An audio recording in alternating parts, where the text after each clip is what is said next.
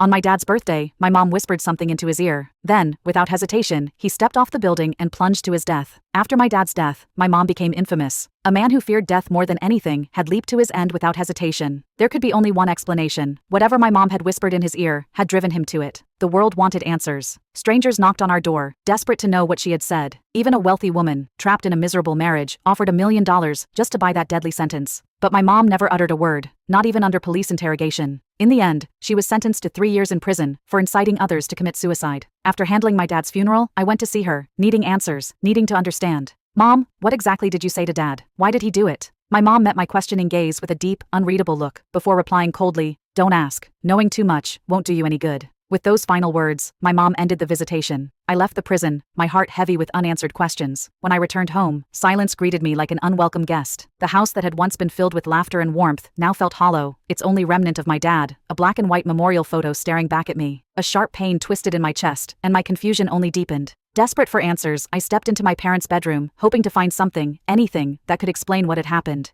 Inside the wardrobe, their clothes remained neatly folded, untouched by time. My dad had only ever worn white because my mom once said he looked best in it. A whole drawer glittered with gold jewelry because my mom loved gold, and he had always indulged her. His bedside table was stocked with medicine because my mom had poor health, and he never wanted her to suffer. Everywhere I looked, traces of love surrounded me. This wasn't a home filled with resentment or misery. It was a home built on devotion. So why? Why had my mom been the one to destroy it? I needed answers, but after that day, my mom refused to see me again. No matter how many times I reached out, she remained cold and unyielding. Her indifference crushed the last of my hopes. With nothing left for me in that sorrowful house, I packed my things and left. I moved in with my longtime boyfriend, Lincoln Adamson. During my darkest days, he never left my side. He was gentle and patient, offering quiet strength when I felt like falling apart. In a world that had turned its back on me, he was the only warmth I had left. 3 years passed, and we finally set our wedding date. On the eve of the ceremony, Lincoln hesitated before speaking, his voice cautious. "Sasha, your mom is out of prison now. This is one of the most important moments of your life. Are you really not going to invite her? Do you still hate her?"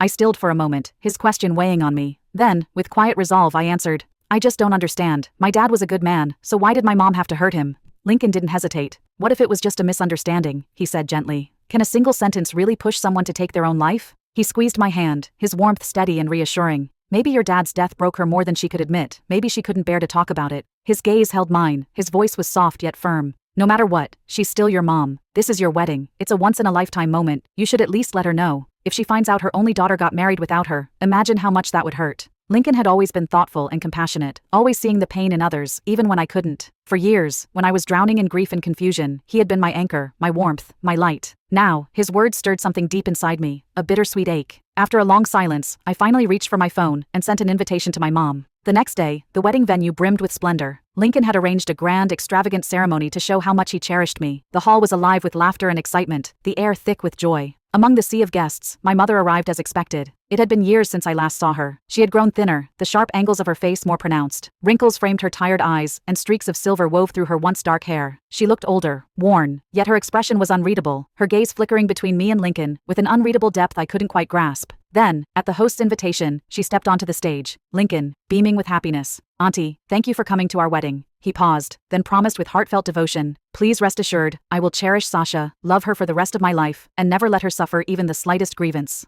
A warm cheer rippled through the crowd. The host smiled and turned to my mother, catching the rising emotions. "As the bride's mother, is there anything you'd like to say to your daughter?" A hush fell over the room, anticipation thick in the air. But my mother didn't offer blessings. She didn't even look at me. Instead, she spoke calmly. "Number." The single word sent a chill down my spine. "I only have one thing to say to my son-in-law." With that, she stepped forward, leaned close to Lincoln, and whispered something into his ear. The moment her words left her lips, Lincoln's smile vanished. His face drained of color, his eyes widening with sheer terror, as he turned to me, stunned. Then without warning, he moved. He spun on his heel, and bolted toward the hotel balcony, as though possessed. "Lincoln, stop!" I shouted, my voice sharp with panic. But he didn't hear me. Or maybe he did, but he was beyond reason. He ran like a man being chased by death itself, desperate, frantic, until he reached the edge of the balcony and jumped. A sickening thud split the air. Screams erupted from below, sharp and horrified. It happened too fast. By the time I could even process what I had seen, Lincoln was already sprawled on the ground, limp, lifeless, a crimson pool spreading beneath him. He never made a sound again. Lincoln was dead. He died on our wedding day. He died because of a single sentence from my mother. The guests rushed downstairs, their faces pale with shock, their voices choked with disbelief. His mother collapsed beside his lifeless body, clutching him as wretched sobs tore from her throat.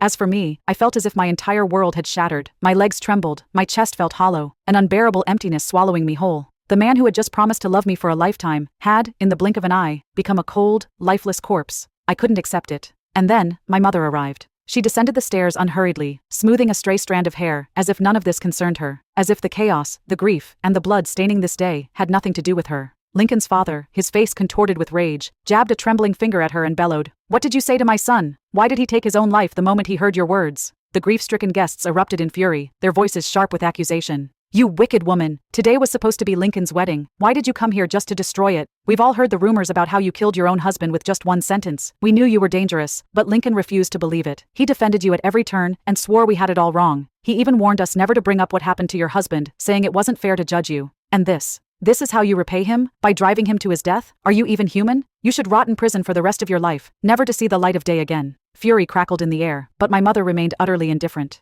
"He chose to take his own life. What does that have to do with me?" Her tone was light and detached, like some people watching, as if she were discussing something that held no weight at all. That was the final straw. Lincoln's grief-stricken mother, shaking with anguish, suddenly staggered to her feet. With trembling hands, she grabbed my mother by the collar, her sobs raw and broken. "You murderer! Give me back my son! My son was kind his whole life. He never harmed anyone. He loved your daughter with everything he had, gave her his whole heart, his whole world. Even before the wedding, he reminded us over and over to take good care of her. He wanted to spend a lifetime with her, to have children, to grow old together. He was always so full of life, so hopeful for the future. How could he possibly have taken his own life? Tell me, what did you say to him? What did you do? Why did you kill my son?" The once gentle, loving woman had completely unraveled, her grief turning into madness. I didn't stop her, I didn't even move. Instead, I turned to my mother, my voice thick with anguish, my chest tightening with a bitterness I could barely contain. "Why? Killing my father wasn't enough for you? Why did you have to take Lincoln too? Once, my father had been everything to me. We had been a happy family of 3, until one sentence from her shattered it all. Because of her, he was gone. Because of her, our family had been ripped apart.